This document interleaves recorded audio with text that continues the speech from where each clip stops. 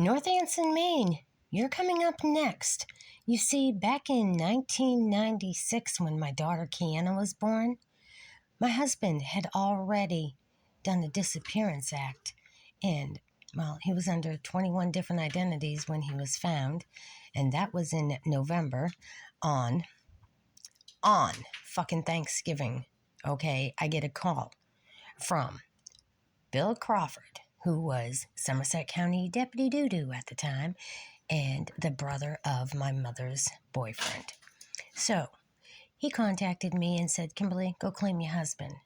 He was at the Brattleboro Holding in Brattleboro, Vermont. I said, how do you know it's my husband? He said, Kim, trust me. His name is, and go claim your husband. So I drove 3 hours, left my Thanksgiving plate right there on the dinner table. First Thanksgiving I was going to have with my family in quite some time. Because of all these situations, I hadn't had any holiday time with my family. Okay? So I get home from the hospital after giving birth to my daughter. And lo and behold, I couldn't go home because my home had been cut into 3 fucking sections. And one remaining piece of my home still is on the property up there in North Anson, Maine. But nobody ever wanted to discuss that, right? But seemingly, North Anson, Maine, in 2021, many years later, I got burned out. And lo and behold, the same fucking police and the same people on the fire department. And if you note, the Caldwells seemingly know my husband. Well, how is it that you know my husband? And then James Caldwell, the police officer from Portsmouth, he was assigned to the case back on January of 2025 here in Portsmouth, New Hampshire. He recused before he even contacted. So that's part of the lawsuit, people. The fact is, I want you to know that I'm not done.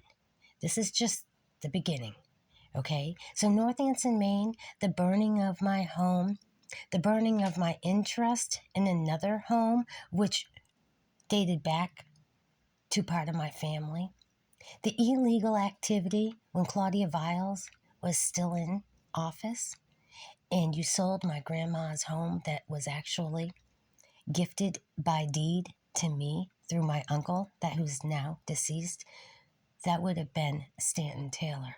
So the Taylor family home across from the former Mark Emery School and the known Elam Mansion that got burned down after I petitioned to purchase it and redo it for homeless veterans and friends, to make a community thrive again, to open up the businesses again.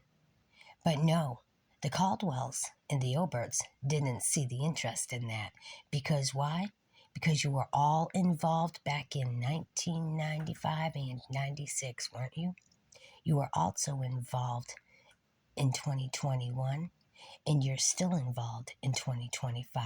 So with that being said, North Anson, Maine, lawsuited, and Claudia Viles, I publicly reach out to you for questions to be answered now that you've already done prison time for what they've done, and you had to take the blame and you did the time for their crimes. I hope you're willing to talk to me and tell me about all of what happened. How did I lose my grandmother's house to my sister Pamela Taylor? And why is it that it ended up in the hands of someone else? Thank you.